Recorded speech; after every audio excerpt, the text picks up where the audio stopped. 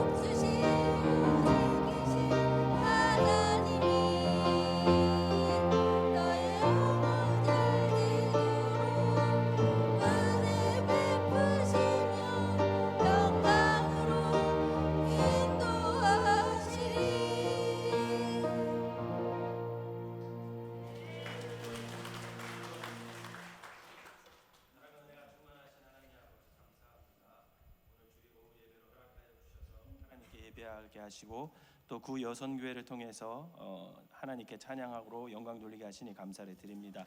하늘의 신령한 것으로 땅에 기름진 것으로 채워주시는 은혜 속에서 날마다 감사하며 나누며 살아갈 수 있는 우리 모두가 되게 하여 주시옵소서. 예수님의 이름으로 기도합니다. 아멘. 우리 가정 특송은 설교가 끝나면 하겠습니다. 네.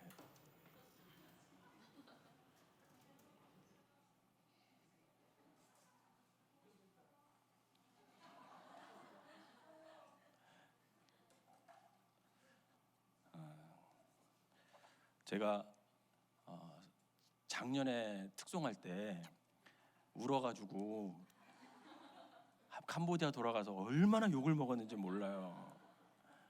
근데 더 놀라운 사실은 우리 아이들은 제가 우는지 모르고 웃기는 줄 알았대요. 그래가지고 좀 이렇게 설교 끝나고 하는 게 더 나을 것 같습니다. 만나서 반갑습니다. 잘 계셨죠? 교회에 오면 저는 참 좋습니다. 우선 잘 때가 있어서 좋고요. 여러분들 만나서 좋고요. 늘 가족과 같이 이렇게 환영해 주셔서 그게 너무나 감사해요.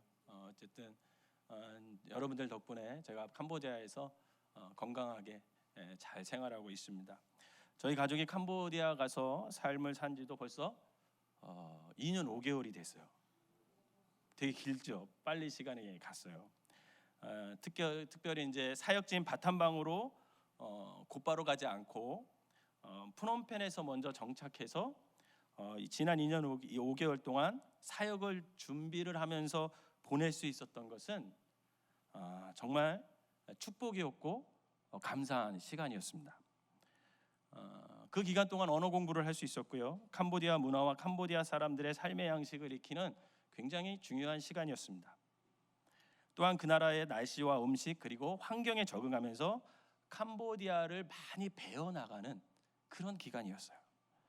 이렇게 2년 5개월 동안 프놈펜에서 캄보디아를 알아가면서 앞으로 살아갈 사역지 바탐방에서의 삶에 용기를 얻을 수가 있었고, 또 하나님께서 우리를 통해 이루어 가실 사역 또한 깊이 생각하면서 사역에 필요한 이런저런 준비를 잘 할 수가 있었습니다.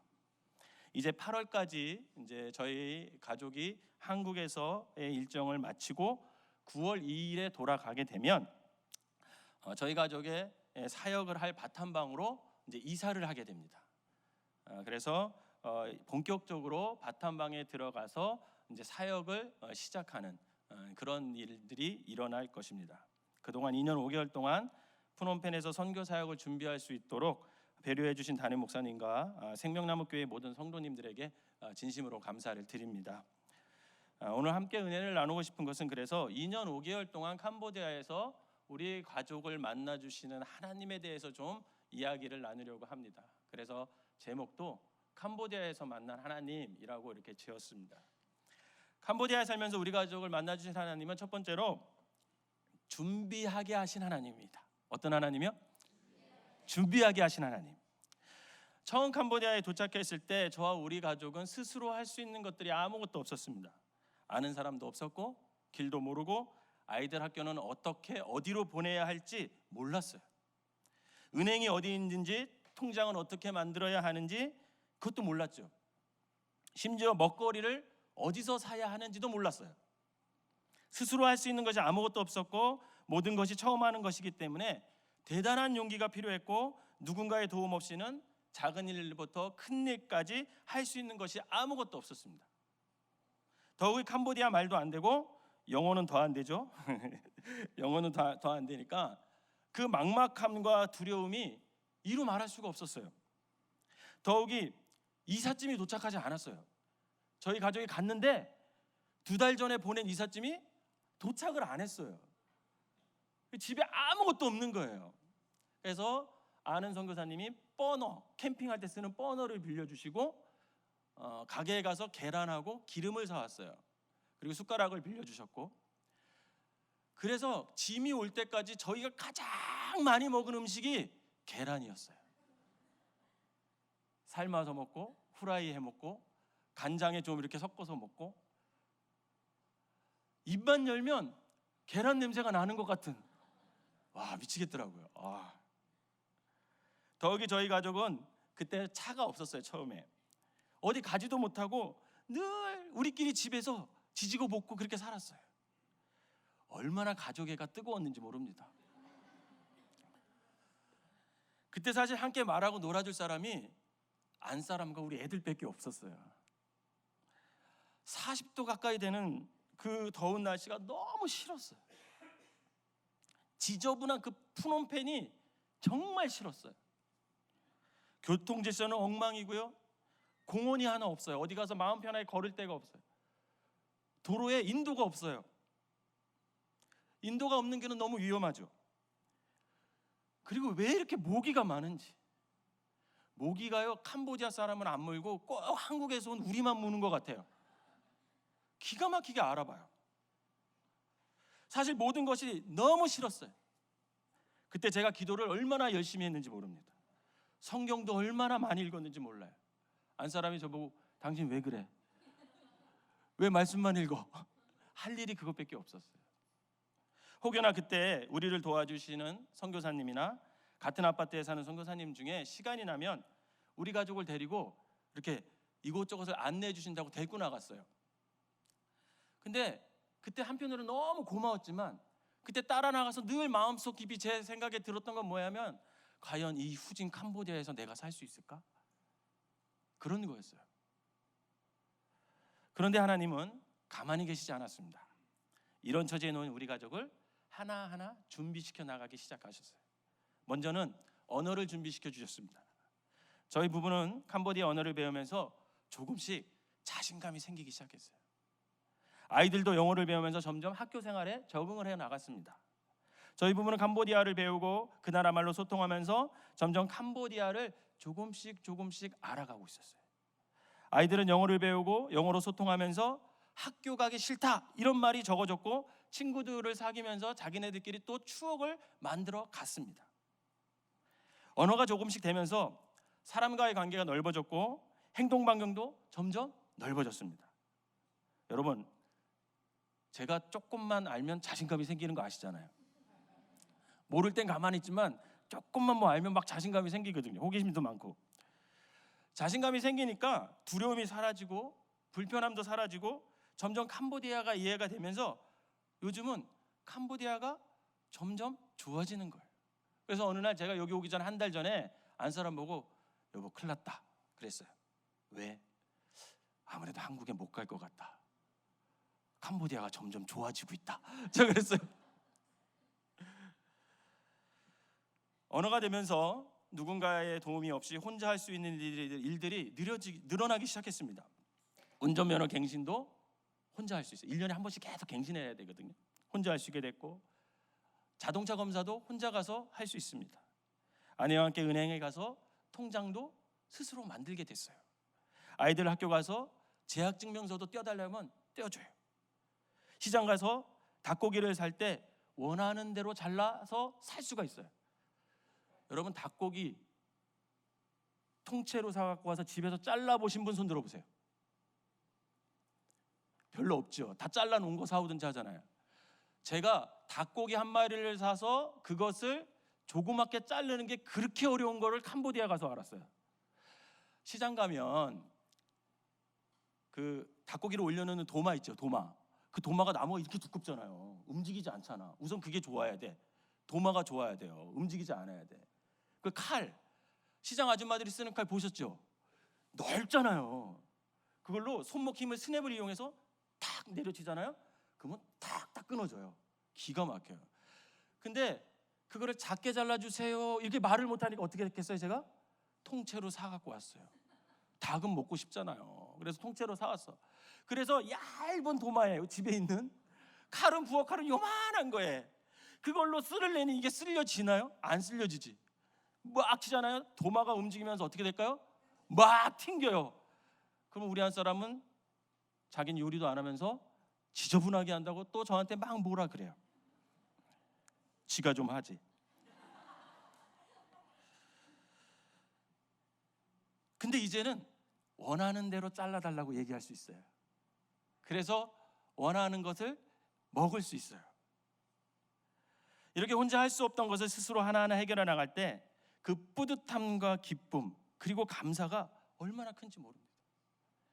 아직 언어를 배우는 길이 멀지만 그래도 이제는 말 못하는 것 때문에 어디 두려워서 나가지 못하거나 그런 일은 사라졌어요. 제가 공부하는 거 그렇게 좋아하지 않잖아요. 여러분들도 잘 아시잖아요. 근데 2년 동안 참 열심히 공부했던 것 같아요. 저희 부부 언어를 가르쳐 주시는 송만일이라는 선생님이 물어봤어요. 궁금해서 우리 언어 실력이 어느 정도 되냐 그랬더니 냉정하게 이렇게 보더니 초등학교 4, 5학년 수준은 됩니다 이렇게 얘기하더라고요. 이 얘기를 우리 박근진 목사님한테 제가 했더니 우리 박근진 목사님 뭐라 그러냐면 4학년이 이원규 목사고 5학년이 김나영 사모다 이렇게. 뭐 인정은 되지만 조금 기분은 나쁘더라고요. 보통 통역할 때까지 한 6년 걸린다고 합니다. 6년 정도, 7년 이렇게 걸린다고 합니다. 이제 바탕방으로 가면 더 열심히 언어 공부를 하려고 합니다. 언어가 잘 되어야 사역도 잘할 수 있기 때문에 그렇습니다. 분명히 하나님께서는 바탕방에서도 좋은 언어 선생님을 만나게 해줄 것을 저는 믿습니다. 여러분 기도해 주시기 바랍니다. 하나님은 언어만 준비하게 하신 게 아니었어요. 날씨에도 적응할 수 있게 하셨어요. 날씨에도. 저희가 2017년 2월 17일 날 프놈펜 공항에 딱 떨어졌거든요. 엄청 덥더라고요. 딱 내리는 순간 그 동남아의 습함과 그 냄새 아시죠? 그게 확 다가오는데 너무 숨이 막혔어요. 근데 그때 우리 가족을 도와주러 나오셨던 분이 누구냐면 표명대 선교사님이라고 저희 교회에 와서 한번 설교하신 분이 계셔요. 그런데 그분이 공항으로 마중 나올 때 어떻게 하고 나왔는지 아세요? 그 더위에 목도리를 하고 나왔어요. 그래서 제가 속으로 이 더위에 웬 목도리? 헐, 속으로 이제 그랬죠. 처음에는 너무 더우니까 늘 반바지 반팔만 입게 되더라고요. 그런데 요즘은요, 제가요 목도리를 하고 나온 그 표 선교사님이 이해가 되기 시작했어요. 저도 이제는 긴 바지를 입게 되더라고요. 월마다 미세한 날씨 차이가 있어요. 그것을 알게 됐어요. 그렇게 날씨의 변화를 알게 되니까 건강 관리를 할 수 있고 가장 좋은 것은 모기한테 안 물릴 수가 있어요. 이처럼 하나님께서는 날씨도 적응하게 하시면서 앞으로의 캄보디아 사역을 준비하게 하셨습니다. 또한 캄보디아 사람들의 문화와 생활 양식도 또 습관도 이게 이해가 되기 시작했어요. 이제는 처음 운전할 때 제가 7개월 정도 지나서 이제 차를 샀는데 처음 운전할 때 무척 화가 났어요. 대부분의 캄보디아 사람들이 운전할 때요 교통법규를 안 지켜요. 여러분 어렸을 때 자동차 운전 해보셨어요? 오락 막 하면 앞에서 뭐가 오면 어떻게 돼요? 막 피해가죠. 완전 자동차 오락하는 것 같아요. 다 역주행해. 왜 역주행을 하는지 모르겠어. 그러면 운전하고 들어가면 머리가 너무 아파요. 신경을 너무 쓰니까. 그것뿐이 아닙니다. 신호 안 지켜요. 사고 내고 도망가요. 이 모든 것이 뭐 화가 치밀어 오르는 거예요. 왜 그러지? 그런데 이제는 그런가 보다 해요. 그리고 이제 화가 덜 나요. 그냥 내가 조심해요. 제가 프놈펜 제일감리교회를 다니거든요. 거기 한국 남자와 캄보디아 여자가 결혼을 한 부부가 있어요. 근데 한번 둘이 이렇게 차를 타고 가다 있었던 이야기를 얘기해 주는 거예요. 뭐라고 얘기하냐면 이 한국 남자분이 캄보디아 아내에게 그랬대요. 교통이 너무 막 무질서하고 막 이러고 지저분하고 막 이러니까 야 너네들 캄보디아 사람들은 왜 이렇게 교통질서 안 지키냐? 이렇게 무질서하고 아무데나 가서 휴지 버리고 도대체 왜 그러냐? 니네 질서도 잘 지키고 그러면 교통질서 잘 지키면 길도 빨리 갈 수 있고 서로 얼마나 편한지 아느냐?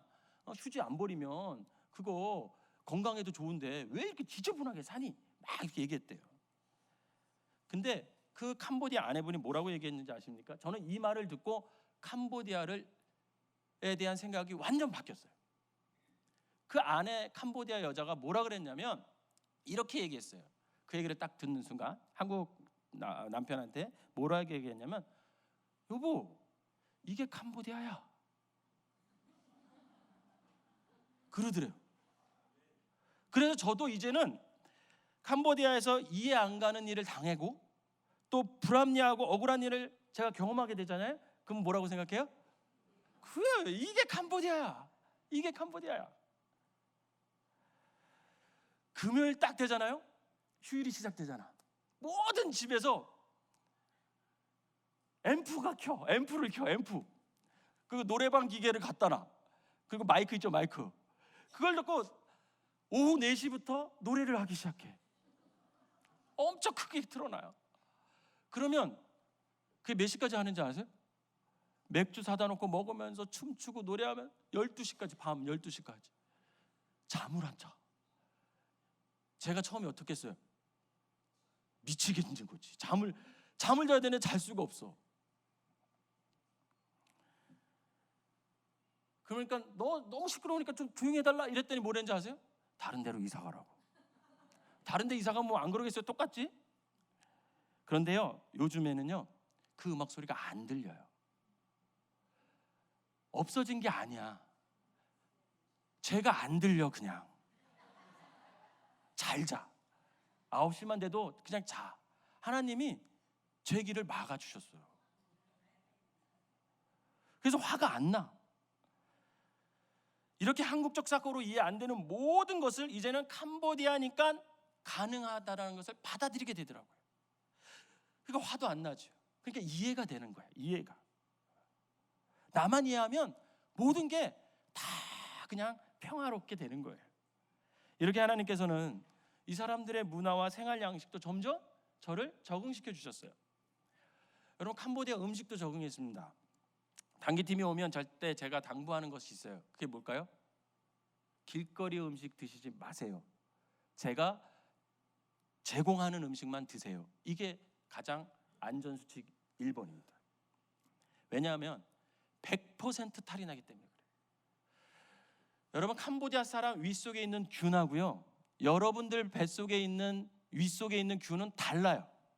같다고 생각하시면 안 돼요. 길거리 음식을 먹는 순간 여러분들은 100% 장염이 걸리게 돼 있어요. 올해 초 단기 봉사로 온 대학생 팀이 있었는데요, 거기서 여학생 2명이 2가지 설이 있어요. 음식을 잘못 먹어서, 아니면 병원에 가서 바이러스가 감염돼서.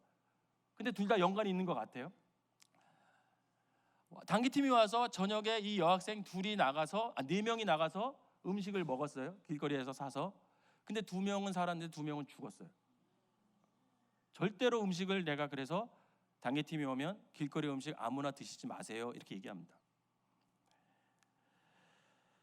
이렇듯 하나님은 이렇게 길거리에서 먹으면 안 되는 음식도 이제는 안선하고 저하고 이렇게 가다가 먹고 싶은 거 있으면 먹어요. 저희의 윗속에 있는 균이 캄보디아화 됐어요. 그래서 소화를 시킬 능력이 생겼어요. 이제는. 처음에는 그거 먹고 우리가 장염이 걸렸었거든요. 근데 이제는 먹어도 안 걸리더라고요. 맛있어. 이렇듯 하나님은요, 하나님의 일을 하기 전에 사역에 필요한 모든 것을 준비시키십니다. 하나하나 세밀하게 준비해서 훈련하게 하셔요. 준비시키지 않고 그냥 하나님의 일을 하라고 하지 않습니다. 여러분, 모세 아시죠? 그는 하나님의 일을 하기 위해서 80년 동안 준비했어요. 40년은 이집트 왕국에서 최고의 학문과 법, 그리고 군사훈련으로 그가 준비했습니다. 40년은 가장 황량하고 낮은 광야에서 목동으로서 양을 기르면서 하나님께 훈련받았어요. 이렇게 모세는 80년 동안 강력한 리더십과 섬김의 리더십을 배우고 준비한 후에 40년 동안만 하나님께 쓰임받았어요. 인생의 3분의 1을 훈련받았고요, 3분의 1을 하나님께 사용당했습니다. 여러분, 바울은 어떻습니까? 바울은 다메섹으로 가는 도중에 어떻게 됐어요? 누구를 만나요? 부활하신 예수님을 만나요. 그런데 그런 후에 그는 곧바로 전대 여행을 떠나지 않았어요. 여러분 성령 체험 해보셨죠? 성령 체험하면 그 순간 어때요? 내 마음이 엄청 뜨거워요. 그 입이 가만히 있게 돼요? 막 주님을 막 전하고 싶잖아요. 바울도 마찬가지였겠죠. 그런데 바울은 그렇게 하지 않았어요. 어디로 갔어요? 아라비아로 갔어요. 아라비아로 가서 3년 동안 있었습니다. 그리고 3년이 지난 후에 다시 다메섹으로 갔어요. 바울이. 왜? 복음을 전하러. 그래 가서 복음을 전했어요. 근데 어떻게 됐습니까? 유대인들이 바울을 죽이려고 했어요. 왜? 너 유대인이었는데 어떻게 예수를 믿고 갑자기 기독교인이 돼가지고 예수를 전하냐? 유대교에서 바울을 죽이려고 암살자까지 보냈어요. 그래서 바울이 어떻게 했습니까? 바구니를 타고 밧줄로 매달려서 그래서 도망갔어요. 그래서 어디로 갔어요? 예루살렘으로 갔습니다. 예루살렘에 가서 베드로와 베드로의 형제 야고보를 만났어요. 그러고 나서 제자들을 만나려고 했더니 제자들이 만나줬어요? 안 만나줬어요. 왜? 쟤 3년 전에 우리를 핍박한 애야. 받아주질 않았어요. 의심을 했어요. 그래서 그때 바나바가 중재를 섭니다. 일이 이렇게 됐으니 아직 때가 아닌 것 같다고. 그러고 나서 고향에 가서 좀 있자고. 그래서 다소로 바울을 보내잖아요. 그래서 다소에서 몇 년 있었습니까? 10년 있었어요. 10년 동안 천막으로 살아가면서 거기서 그냥 고향에서는 조금 복음을 전했겠죠. 그렇게 10년 동안 보내다가 10년 후에 바나바가 다시 바울을 찾아와서 어디로 데려갑니까? 안디옥 가서 같이 목회하자고. 그리고 데리고 가요. 1년 동안 목회를 해요. 그랬을 때 예루살렘 교회에 흉년과 기근이 들어서 너무 어려울 때 안디옥 교회가 헌금을 해서 그 헌금을 가지고 바나바와 바울이 어떻게 합니까? 예루살렘 교회로 가죠. 가서 도와줘요. 그러고 나서 그때부터 1차, 2차, 3차 전도 여행을 시작했고 그때부터 서신을 쓰기 시작해서 지금의 신약성경이 많이 쓰여지게 됩니다. 여러분, 바울이 AD 33년에 AD 33년에 예수님을 만났거든요. 그러다가 AD 65년에 순교를 했어요.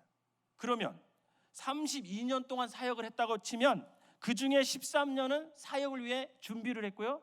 나머지 19년은 전도여행을 하면서 복음을 전하며 그렇게 위대한 삶을 살았습니다. 이렇듯 하나님은 어떤 사람을 선택하여 하나님의 일을 할 때 꼭 준비해서 사용하신다라는 거예요. 사실 선교 현장에 나가면 준비하지 않고 사역을 하는 선교사들이 많이 있습니다. 그렇게 하는 이유는 여러 가지 요인이 있어요. 요인이 있지만 제 생각에는 한국 교회의 보여주기식 선교가 저는 그 원인이라고 봅니다. 한 교회에서 선교사를 파송했다고 생각해 봅시다. 파송하면 당장 성과를 내야 돼요. 열매를 거둬들여야 돼요. 왜요? 성과를 내야 계속 선교 후원금을 보낼 명분이 서게 되고 성도들에게도 선교의 당위성을 말하기가 쉽기 때문에 그렇습니다. 그런데 그렇게 선교하면 문제가 생겨요. 다 그런 건 아니지만 성과를 내기 위해서 성과물을 조작하기 시작합니다. 부정을 저지르게 해야 되고 하지 않은 사역을 했다고도 해요. 보여줄 수 있는 건물만 자꾸 지으려고 합니다. 그렇게 되면 정작 선교의 핵심인 사람을 키우는 일에는 실패하게 되는 거죠. 저는 제가 나가보니까 선교의 핵심은 선교 현장에서 사람을 키우고 제자를 만드는 것, 그게 선교의 시작입니다. 그것이 될 때 그때부터 선교는 꽃을 피우게 되는 거죠. 그래서 바울은 어디를 가든지 제자들을 키웠어요. 여러분 바울 서신을 한번 읽어보세요. 마지막에 항상 자신이 키운 제자들과 동역자들을 그리워하면서 그 이름을 한 사람 한 사람 불러가면서 누구를 데리고 와라. 내가 마가를 보고 싶다. 누구누구는 이렇게 축복한다. 그러면서 계속 그렇게 쓰잖아요. 그런데 문제는 보여줄 수 있는 건물은 단기간에 가능해요. 사람을 키우고 제자를 양육하는 일은 단기간에 되지 않아요. 그래서 사람을 키우고 제자를 양육하는 길은 어렵고 힘들고 상처가 많고 오랜 시간이 걸립니다. 그럼에도 불구하고 선교의 바른 길은 건물을 짓는 것이 아니라 사람을 키우고 제자를 양육하는 것부터 준비해야 된다라는 거죠. 만약 이 준비를 소홀히 하면 우리가 꿈꾸는 교육 선교는 힘들어질 수밖에 없습니다. 그래서 그동안 2년 5개월 동안 저를 준비시키는 하나님의 사랑과 생명나무 교회의 인내와 지지에 진심으로 감사를 드릴 수밖에 없습니다.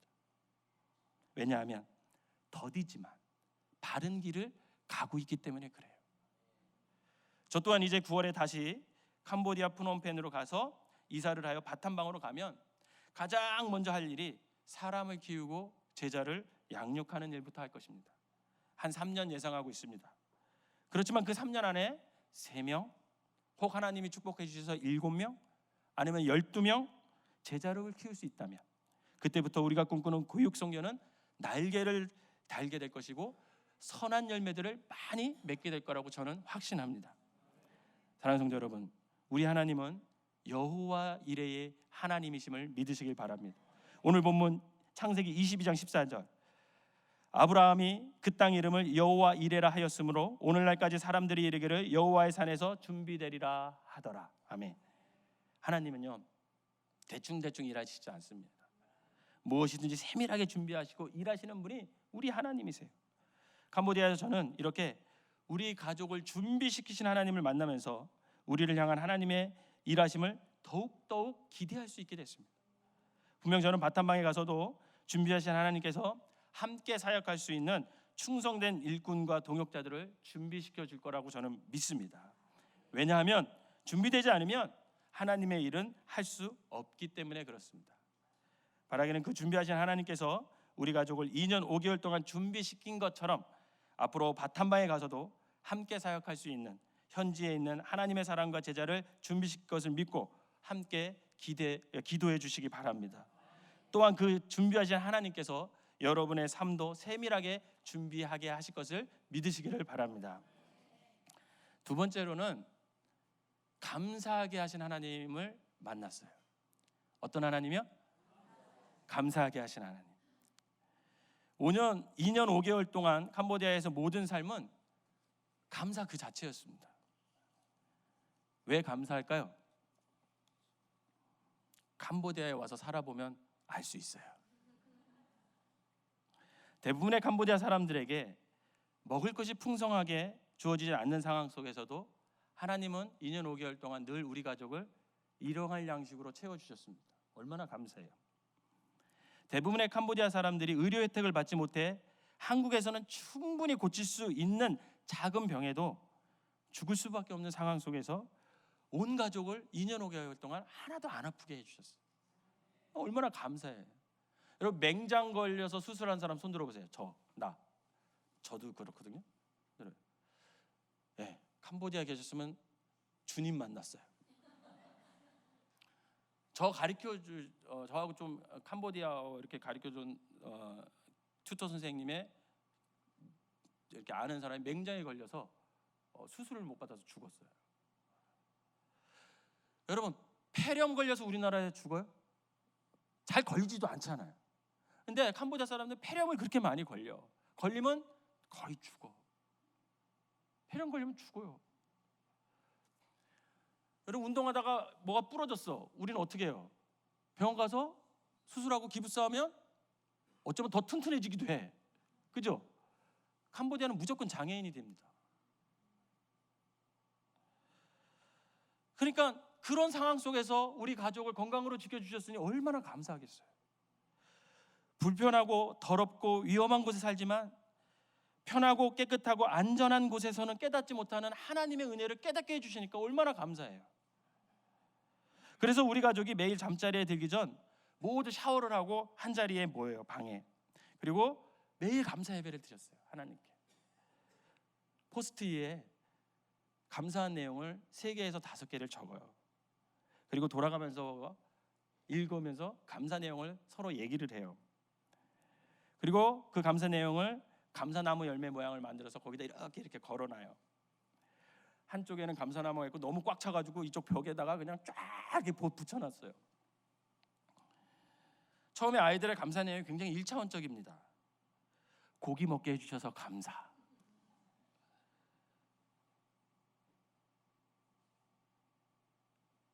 딸기를 먹게 해주셔서 감사. 뭐 이런 거예요. 이런 거 되게 1차원적. 많이 먹었는데 살 안 쪄서 감사. 되게 좀 얄미로운 감사긴 해요. 스파이크를 성공해서 감사. 저희 주원이가 미들스쿨 이렇게 배구부에 들어갔어요. 처음에 후보로 들어갔는데 나중에 이제는 1년 정도 끝날 때쯤에 주장이 됐어요. 근데 매일 스파이크가 안 되니까 스파이크 연습을 하다 어느 날 됐어. 그게 너무 감사한 거야. 그래서 스파이크 해서 감사. 아빠가 요리를 잘해서 감사. 제가 요리를 잘하는 걸 캄보디아에서 알게 됐어요. 캄보디아 오시면 제가 맛있는 요리를 해드릴게요. 무엇인가 자기에게 혜택을 주어지면 굉장히 감사를 하더라고요. 그런데 점점 감사가 부모와 친구, 선생님 그리고 하나님께로 확대돼요. 그리고 내가 얻지를 못해도 그냥 일상 속에서 감사를 찾기 시작했어요. 그것을 보면서 감사가 우리 아이들과 아내와 저를 행복할 수 없는 조건에서도 행복할 수 있게 하는 하나님의 큰 선물이구나. 제가 그걸 깨달았습니다. 성경에 범사에 감사하라고 그러죠. 우리 데살로니가전서 5장 18절 읽어볼까요? 데살로니가전서 5장 18절 시작. 범사에 감사하라. 이것이 그리스도 예수 안에서 너희를 향하신 하나님의 뜻이라. 에베소서 5장 20절. 에베소서 5장 20절 시작. 범사에 우리 주 예수 그리스도의 이름으로 항상 아버지 하나님께 감사하며. 아멘. 여러분, 범사에 감사한다는 것이 어떤 것일까? 과연 범사에 감사할 수 있을까? 어느 날 첫째 주원이가 감사 나눔을 하고 글을 하나를 썼어요. 그 글에서 제가 읽어보면서 범사에 감사하다는 게 이런 것일 것 같다, 이렇게 깨달음을 준 작은 내용이 하나 있었는데 그게 이렇게 썼어요. 주원이가 감사 나눔이 내 삶에 가져온 가장 큰 변화는 바로 하루 종일 감사를 생각하게 되었다는 것이다. 매일 밤 자기 전 감사 나눔을 하기에 학교에서나 친구와 놀러 갔을 때나 교회에서도 항상 무엇을 감사할지 생각하고 기분이 안 좋은 일이 생길 때나 화가 날 때에도 어떻게 이것을 감사로 바꿀 수 있을지를 생각하게 되었다. 머릿속에서 감사가 떠나지 않는 하루를 매일 보낼 수 있게 되었다. 이렇게 썼어요. 제가 이 글을 읽고 깨달아진 것이 범사에 감사한다는 것은 하루 종일 감사를 생각하는 거구나. 하루 종일 감사를 생각하는 거. 어떤 상황 속에서도 우리가 감사를 생각한다면 우리는 아마 우리를 향하신 하나님의 뜻, 범사에 감사라라는 그 말씀에 순종하며 살 수 있을 거라는 거예요. 사랑하는 성도 여러분, 이렇듯 하나님께서는 우리 가족에게 캄보디아 땅에서 행복하게 살 수 있는 비결을 가르쳐 주셨어요. 그 비결이 바로 뭐예요? 감사하는 것, 믿으시길 바랍니다. 그 감사가 넘쳐야 매일의 캄보디아의 삶이 행복할 수 있음을 주님은 아셨기 때문에 우리 가족으로 하여금 언제부턴가 감사를 나누게 하셨고, 그 감사 훈련을 통해서 매일 감사를 하나님께 돌릴 수 있게 됐어요. 이처럼 주님은 이 열악한 땅에서 우리 가족이 불행하게 살기를 바라지 않으셨기 때문에 범사에 감사하라, 이 말씀을 우리에게 주셨습니다. 사랑하는 성도 여러분, 행복하기를 원하시나요? 감사하시기 바랍니다. 행복해서 감사하는 것이 아니라 감사하면 행복해질 수 있다라는 거예요. 우리 주님이 바로 이 진리를 아셨기 때문에 범사에 감사하라, 이렇게 말씀하시는 겁니다. 바라기는 범사에 감사함으로 어떤 상황 속에서도 행복한 삶을 살아가는 그리스도인들이 되시기를 주님의 이름으로 축원합니다. 마지막으로 세 번째로는 소망을 주시는 하나님을 만났어요. 이렇게 하나님께서 우리 가족을 캄보디아에서 앞으로의 사역을 준비하게 하시고 감사하게 하시니까 저절로 우리 마음속에 뭐가 생기냐면 막 소망이 생기는 거예요. 소망을 품는 거예요. 어떤 소망일까요? 부흥에 대한 소망이에요. 부흥에 대한 소망. 여러분, 부흥은 단순히 양적 성장을 의미하지 않아요. 양적 성장은 부흥의 일부분이 전부는 아니거든요. 제가 생각하는 부흥은 생명이 없는 것이 생명이 되는 게 부흥이에요. 에스겔 37장에 보면요, 골짜기 가운데 마른 뼈들이 가득합니다. 그 마른 뼈들에게 하나님께서 말씀하시니까 어떻게 돼요? 힘줄이 돋고 살이 붙고 가죽이 붙고, 거기다가 하나님이 생기를 불어넣었더니 어떻게 됩니까? 군대가 됐다 그랬어요. 여러분, 캄보디아 오시잖아요. 이 에스겔 30장 말씀이 정말 입체적으로 다가와요. 왜? 킬링필드 땅에 가잖아요. 거기 가면 해골을 이만큼 쌓아놨어요. 가는 곳마다 킬링필드가 있거든요. 캄보디아는 다 뼈다구만 남은, 해골만 남은 그 뼈들이 쫙 깔렸어요. 우리 성경을 한번 읽어보겠습니다. 에스겔 37장 1절에서 2절 시작. 여호와께서 권능으로 내게 임재하시고 그의 영으로 나를 데리고 가서 골짜기 가운데 두셨는데 거기 뼈가 가득하더라. 나를 그 뼈 사방으로 지나가게 하시기로 본즉 그 골짜기 지면에 뼈가 심이 많고 아주 말랐더라. 캄보디아 상황과 똑같아요. 8절 읽어볼까요? 시작. 내가 또 보니 그 뼈에 힘줄이 생기고 살이 오르며 그 위에 가죽이 덮이나 그 속에 생기는 없더라. 10절 시작. 이에 내가 그 명령한 대로 대언하였더니 생기가 그들에게 들어가매 그들이 곧 살아나서 일어나서는데 극히 큰 군대라. 아멘. 이렇듯 부흥은요, 생명이 없는 뼈가 주님의 말씀으로 생명을 얻어서 더 나아가 하나님의 군대가 되는 게 부흥임을 믿으시기를 바랍니다. 또한 부흥은요, 모든 사람이 주의 이름을 부르고 구원을 받는 것, 그게 부흥이에요. 사도행전 2장 21절 제가 읽어드릴게요. 누구든지 주의 이름을 부른 자는 어떻게 되리라? 구원을 받으리라. 아멘. 바로 이 말씀이 부흥의 완성이라고 저는 생각합니다. 저는 바탄방에 학교가 세워지면 그 학교에서 공부하는 아이들이 이런 부흥을 경험하기를 소망하게 됐어요. 지금은 마른 뼈와 같은 그 캄보디아의 아이들, 살아있지만 그 영혼이 죽어있는 그 불쌍한 아이들, 기독교적 세계관과 성경을 바탕으로 그들이 다시 교육을 받아서 힘줄이 생기고 살이 오르고 가죽이 덮이고 하나님의 생기가 그 속에 들어가서 생명의 존재, 하나님의 군대가 되는 부흥, 그것을 소망하게 됐습니다. 기독교 교육을 통해 캄보디아 아이들이 예수를 구주로 영접하여 구원을 받는 놀라운 일들이 그 땅에 일어나기를 소망하고 있습니다. 하나님께서 이 소망을 주셨기 때문에 허투루 선교를 준비할 수 없고 매사에 정성을 다할 수밖에 없습니다. 그런데 여러분, 더 중요한 게 있어요. 이 소망은 저만의 소망이 아니라는 거예요. 여기 서 있는 이원규 목사의 소망이 아닙니다. 저를 위해 기도해 주시고 후원해 주신 분들은 여러분들의 소망임을 믿으시길 바랍니다. 저를 위해 기도해 주시고 후원해 주신다는 것은 저와 여러분들이 연결되어 있다라는 거예요. 믿으세요? 연결되어 있다는 것은 저와 여러분들이 하나라는 겁니다. 즉 저와 여러분들은 하나님께서 심어주신 한 소망으로 묶여있는 살아있는 하나의 생명체라는 거예요. 저는 혼자가 아니고 여러분은 여러분만이 아닙니다. 저는 여러분이고 여러분은 저예요. 뗄래야 뗄 수 없는 그런 관계입니다. 왜냐하면 저와 여러분 한 소망으로 묶여있는 동역자들이기 때문에 그래요. 저를 위해 기도했나요? 저는 매일 생명나무 교회를 위해서 기도합니다. 기억 니은 순서대로 이름을 불러가면서 한 소망을 품고 저는 캄보디아 현장에 있는 것이고 여러분들은 이곳에서 저를 지원하는 사랑의 동역자들입니다. 그러니 절대 무관심하지 마시기 바랍니다. 한 소망으로 저와 여러분들이 묶여있기 때문에 더욱 기도해 주시기 바랍니다. 저의 간절한 바람이 있다면 언젠가 우리의 한 소망이 풍성한 열매를 이어갈 때 그 추수의 기쁨과 감사 그리고 그 모든 영광을 하나님과 그리고 기도로 함께 해주시는 우리 생명나무교회 여러분들에게 모두 돌려드리고 싶은 것이 저의 소망입니다. 말씀을 정리합니다. 준비시키시는 하나님, 감사하게 하시는 하나님, 소망을 주시는 하나님, 이 하나님으로 인해 저의 캄보디아에서 2년 5개월은 참으로 환상적인 삶을 살았습니다. 그동안 기도와 사랑의 마음을 담은 후원으로 함께 해주셔서 진심으로 감사를 드립니다.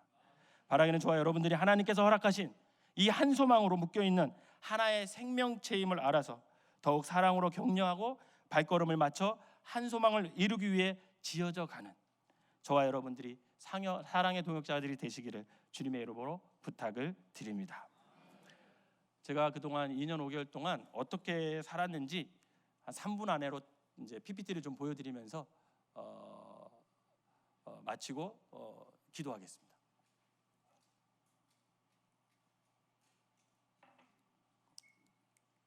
자, 처음에는 제가 주로 했던 것이 캄보디아 언어 배우기입니다. 다른 거 뭐 한 게 없고요. 언어 배우기고 처음에 IFI라고 푸놈펜 왕립대학에서 1년 동안 코스가 있습니다. 1단계, 2단계, 3단계, 4단계 배우는데 저를 가르쳐 주신 아내와 저를 가르쳐 주신 선생님입니다. 저 4권의 책을 제가 배웠습니다. 그래서 이렇게 이수를 해서 수료증을 받았고요. 그 다음에 KLC라고요. 그래서 이제는 이제 사립 언어 기관이에요. 여기는 주로 사립 언어 기관인데 거기 가서 저분이 송만일 선생님이에요. 한국말도 잘하시더라고요. 저분한테 또 1년 동안 언어를 배웠습니다. 그리고 앞으로 우리가 학교를 세울 거기 때문에 제가 시간만 있으면 인터내셔널 스쿨과 기독교 학교를 돌아다니면서 어떻게 세워졌고 어떤 목적으로 세워졌고 또 어떻게 운영되고 있으며 그 학교들을 많이 조사를 했어요. 시간만 나면 틈틈이. 그래서 인터넷 스쿨하고 흔히 말하는 이제 벤치마킹을 하러 많이 돌아다녔죠. 그래서 첫 번째는 호프 인터내셔널 스쿨인데요. 이 학교는 우리가 세울 학교하고는 전혀 좀 성격이 다릅니다. 왜냐하면 이 학교는 거의 100%, 98%가 MK 자녀들이에요. 그러니까 선교사 자녀들이 다니는 학교예요. 되게 좋은 학교죠. 서양 선교사님들 많이 와 있잖아요. 그 선교사님들 자녀가 다녀서 캄보디아 아이들은 없어요. 이 학교는. 그런데 시설이 굉장히 좋죠. 도서관도 있고요. 이렇게 저쪽 끝에 사진은 유치원, 학교 안에 있는 유치원 12학년까지 있습니다. 유치원부터 12학년까지 다 있는 학교입니다. 그리고 이거는 SIA 스쿨이라고 해서 캄보디아에서는 시골에 가면 학교가 없어요. 그래서 선교사님들이 홈스쿨링을 해요. 근데 여러분 알시겠지만 내 아이를 집에서 내가 가르친다는 게 쉬워요? 굉장히 어려워요. 감정이 올라가죠. 감정이 확 올라오면서 저희 안사람이 기독교 교육을 전공했거든요. 근데 아이들을 키우는 걸 보면서 제가 어느 날 그런 얘기를 했어요. 너는 왜 교육을 전공했는데 감정으로 대항하냐? 그게 엄마 마음이잖아요. 근데 그리 못 그러니까 어떻게 하냐면 저게 독서실처럼 돼 있죠. 학교를 가요 아이들이. 그러면 학교를 가면 저렇게 자기 자리가 있어서 선생님들이 그날 할 수 있는 과목마다의 분량을 주는 거예요. 그럼 혼자 공부하는 거야. 그럼 공부하다가 손을 딱 들어. 모르겠다. 그러면 선생님이 와서 도와줘요. 그래서 이런 학교예요. 그래서 독서실처럼 저렇게 돼 있는 거예요. 각각 자리가 있는 거죠. 미국 학교하고 연결이 돼서 여기서 이제 점수를 따면 그게 미국하고 이렇게 연결돼서 학교를 갈 수 있게끔 이렇게 해놓은 학교인데 유치원이죠. 저분은 필리핀 선생님이에요. 필리핀 선생님이고. 그다음에 이제 여기는 라오스입니다. 목사님께서 이제 캄보디아에 오셔서 저하고 2박 3일 동안 있으시면서 1박 2일 동안 라오스엔 드림스쿨을 갔는데 이 드림스쿨 설립자가 이준상 선교사입니다. 그런데 엄청 학교를 잘 운영하고 있어요. 그래서 제가 11월 달에 다시 여기를 갈 거예요. 가서 좀 더 좀 자세히 배우고 싶어요.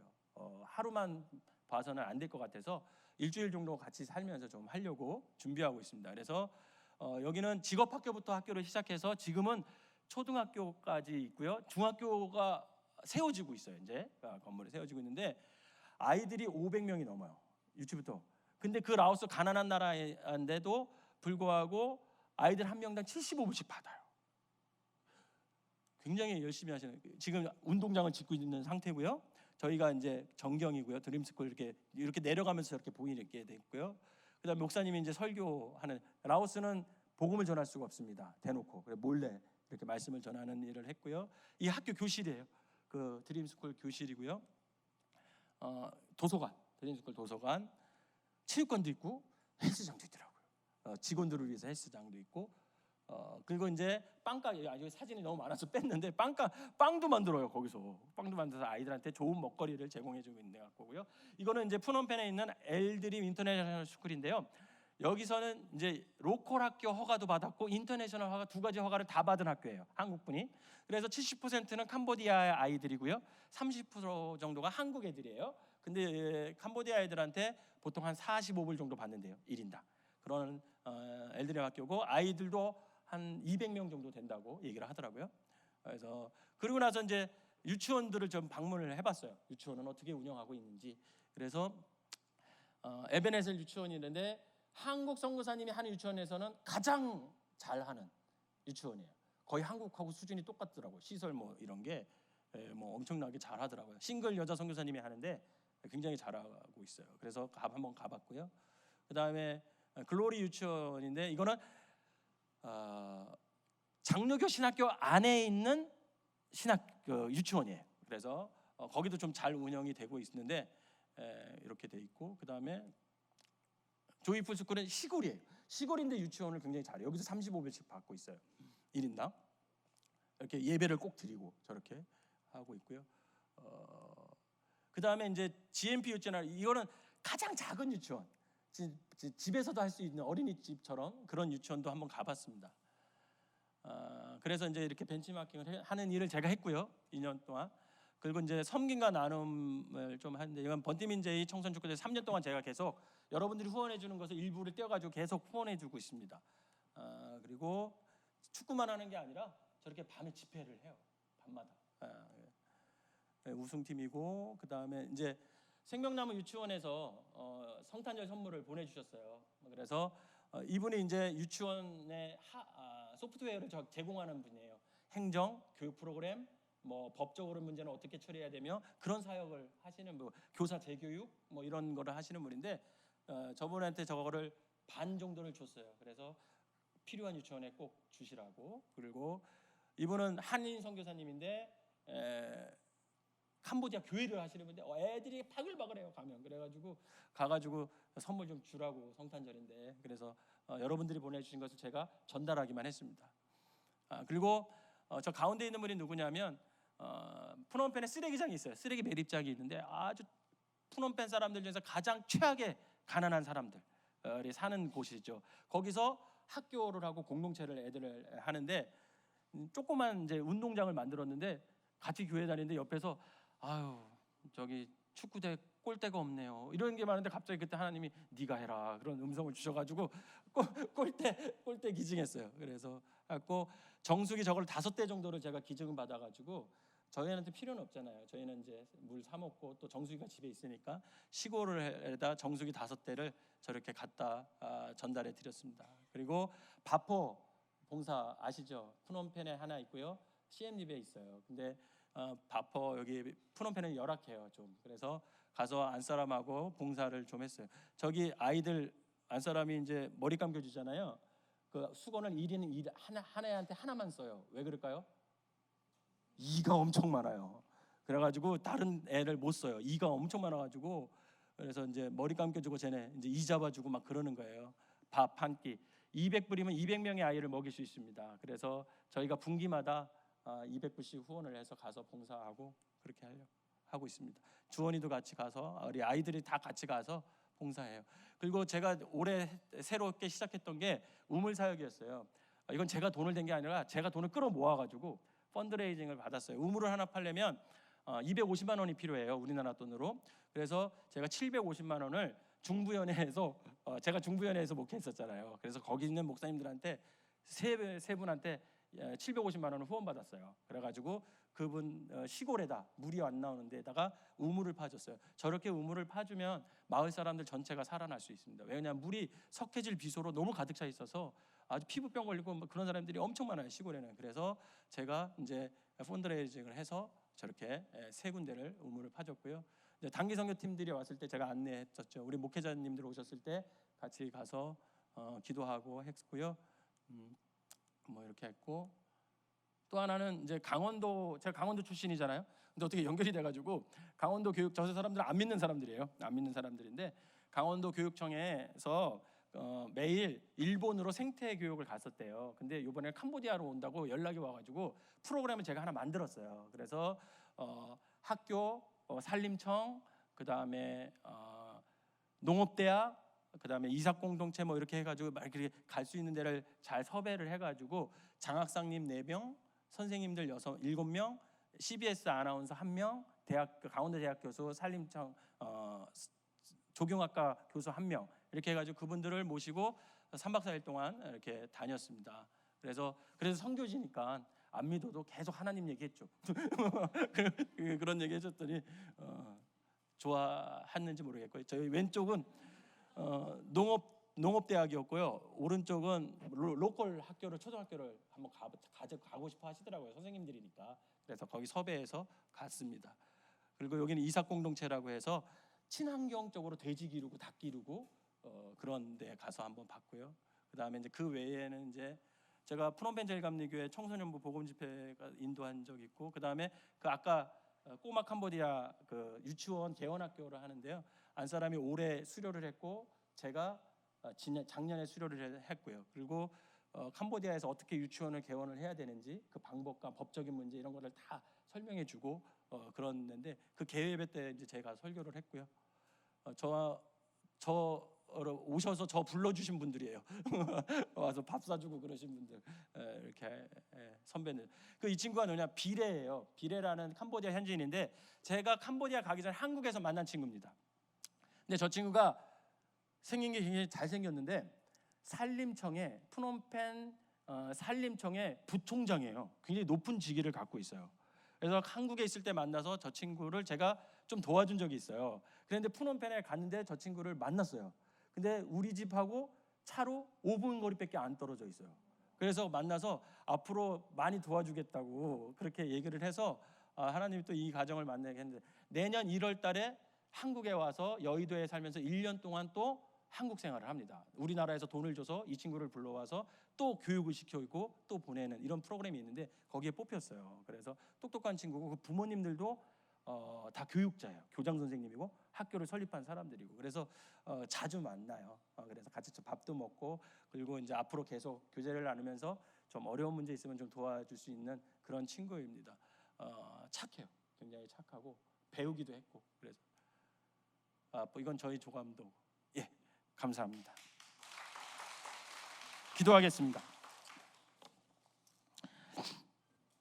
사랑과 은혜 하나님 감사합니다.